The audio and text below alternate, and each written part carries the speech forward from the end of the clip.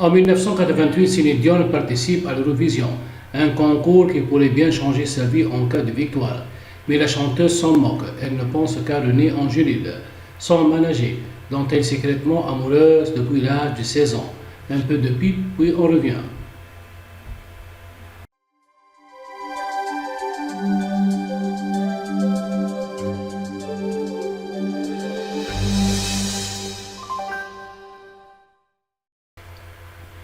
4 années ont passé depuis la disparition de René Angélil. 4 années d'un deuil impossible pour Céline Dion, qui toute sa vie durant n'aura aimé que lui et qui continue de porter son souvenir. René, son manager, son premier amour, son René, un homme dont elle tombera éperdument amoureuse à l'âge de 16 ans. Faisant fi des confessions, qu'importe leur différence d'âge, qu'importe ce qu'en pense sa mère Thérèse, qui rêve d'un jeune et beau sportif pour sa fille. Qu'importe aussi que René ait 2 divorces à son actif. Elle en est persuadée. Il est le seul et l'unique. Malgré les prises de distance de son manager, elle persévérera jusqu'à cette nuit d'avril 1988 où enfin René lui ouvrira son cœur. Ce 30 avril 1988, le vent balaye les rues désertes du Blanc. Le froid et la nuit sont tremblés brutalement. Les pips se sont vidés, les écrans de télévision sont allumés sur la chaîne publique RT pour suivre le concours de l'Eurovision qui se déroule pour la 2e fois de son histoire dans la capitale irlandaise. Le matin même, dans les kiosques, les quotidiens annonçaient un show plus moderne, plus rythmé, qui célébrerait en même temps le millénaire de la fondation de la vie. Céline Dion s'en moque, elle ne pense qu'à lui, René, son obsession depuis plus d'1 an. Ils n'ont fait que se croiser 1, 2, 3 rendez-vous, cœur plus étrange, jeu du chat et de la souris.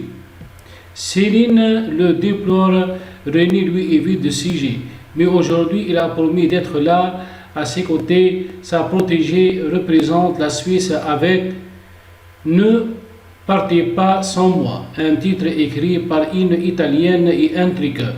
On la donne favorite toute la journée, elle a répété, elle n'a pas droit à l'erreur. René est exigeant, elle ne veut pas le décevoir. Trop de contrats sont en suspens. Dans le fameux disque en anglais, Sony a promis de le signer, mais rien n'est encore finalisé. René veut booster la carrière internationale de Céline. Il a besoin d'une victoire ce soir, c'est essentiel dans son plan de bataille. Plus de 600 millions de téléspectateurs à travers le monde vont regarder le show. Abba, Julio Iglesias, Olivia Newton-John, France Gall, ils ont tous participé à l'Eurovision et la chanteuse leur a souri après. René a besoin de ce tremplin pour imposer Céline. Il lui a dit une seule fois de sa voix douce mais ferme. Elle n'a pas le droit à l'erreur. Céline a compris le message. Quand René veut, elle s'exécute comme un brave petit soldat.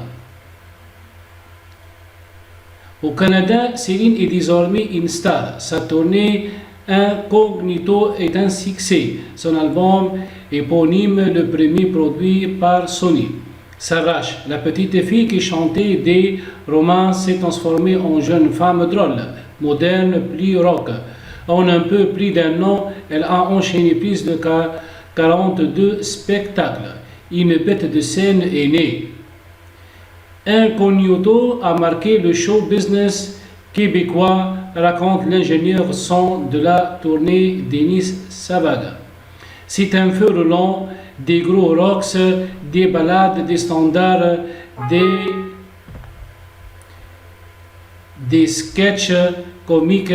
Céline faisait des imitations hallucinantes de plusieurs chanteuses et de bas de Michael Jackson. Radio-Canada lui consacre même une émission spéciale où elle interprète une Loride. Une vente à la garotte. Une roqueuse. René découvre l'émission et n'en croit pas ses yeux. Céline est métamorphosée. Il la trouve attirante et séduisante, mais chasse immédiatement cette idée de sa tête. 2 ans plus tôt, elle lui a dévoilé ses sentiments à Paris à la sortie d'un restaurant. Il a repoussé ses vacances gentiment et depuis, il a fui comme en tente d'échapper à un danger. Elle est bien trop jeune, elle a 20 ans. Lui, 46. Il pourrait être son père.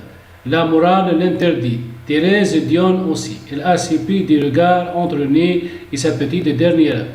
Elle a compris ce langage des corps qui devance les sentiments. Puis sa vie, elle rêve d'un homme jeune et beau. Pourquoi pas un champion de hockey sur glace, mais pas d'un monsieur avec 3 enfants et des ex-femmes. René a donc préféré s'éloigner en allant vivre à Las Vegas pour ne pas succomber au charme de sa protégée. Sa vie privée est un marasme avec 2e divorce en cours. Il a la sensation de perdre pied. Il doit se ressaisir alors pour oublier les élans du cœur et les tourments de la chair. Il joue au poker, perd des sommes monstrueuses en une nuit.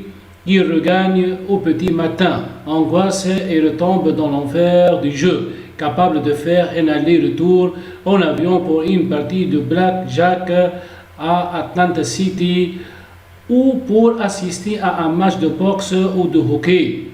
À chacun ses dépendances finalement, il suit quand même de près la carrière de son artiste qui à sa demande a appris l'anglais. Pendant 3 mois, elle suit les cours de l'Institut Berlitz. Elle qui n'était pas douée à l'école s'accroche farouchement et travaille 45 heures par semaine. Elle a promis à René de devenir bilingue et elle tient parole toujours. Céline finit par rêver en anglais, mission accomplie. Elle s'est aussi transformée physiquement, elle a changé de style vestimentaire, son modèle est Vanessa Paradis de coiffure. Elle a coupé ses cheveux et subi une lourde chirurgie de la mâchoire. Le menton prognathe a disparu, les dents sont désormais droites, alignées. L'expérience de la scène l'a musclé, sa silhouette est élancée, ses jambes interminables. Elle est devenue désirable, les hommes se retournent désormais sur son passage, mais elle ne les voit pas. Elle n'en veut qu'un depuis ses 16 ans, René et personne d'autre. Elle est obstinée et sait que son heure viendra. Ce soir à Dublin, elle a décidé de tenter le tout pour le tout. Elle n'a rien à perdre. Dans son ensemble blanc, jupon en tulle et veste à épaulettes. Elle ressemble à une Amazone des temps modernes. René dans l'ombre la contemple. Il se découvre timide et dissimule mal son trouble. Ses mains sont moites, son regard appuyé, Céline tourbillonne autour de lui et ne la lâche pas. Leurs corps sont attirés, René résiste. Après sa victoire, elle a relevé le défi et le dernier qui suit. Il la accompagne dans sa chambre d'hôtel. Elle se glisse sous ses draps et l'écoute parler. Elle est intarissable. Là, il évoque la soirée, l'avenir aussi. Il bouillonne de projets. Le monde leur appartient. Il traverse la pièce de long en large. S'interdit de poser ses yeux sur le corps de son artiste. Céline se laisse bercer par la voix douce de René. Elle essaie de capter ses yeux de velours. Elle ne veut pas parler travail. Pas ce soir, elle lui dit oui dans la foulée, lui parle de nouveau de ses sentiments. Elle lui avoue tout sans aucune pudeur. Oui, elle dort avec une foutue de nez sans son oreiller depuis ses 16 ans. Oui, elle rêve de lui. Oui, elle veut qu'il soit le premier.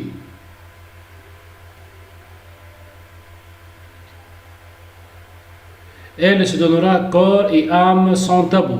Elle le trouve si beau, si intelligent, différent. René est décontenancé, il se dirige vers la porte et lui dit juste bonsoir. Un silence suit, long, si long, il n'arrive pas à ouvrir cette porte. Céline le rejoint. Elle lui prend la main et se blottit contre lui. Tu ne m'as pas embrassé. René Angélil lui murmure-t-elle doucement, puis, pour la première fois, elle pose ses lèvres sur les siennes. René la serre contre lui, puis s'éclipse. Il a besoin de respirer, de reprendre ses esprits. Tout va trop vite. Céline est dessus, mais dans cette fuite, elle voit comme un signe d'aveu. Il l'aime, leurs sentiments sont réciproques. René descend dans le hall de l'hôtel. Il veut partir loin, très loin. Puis, il appelle Céline pour lui demander si elle est heureuse avant de lui avouer. Si tu veux vraiment, c'est moi qui serai le premier.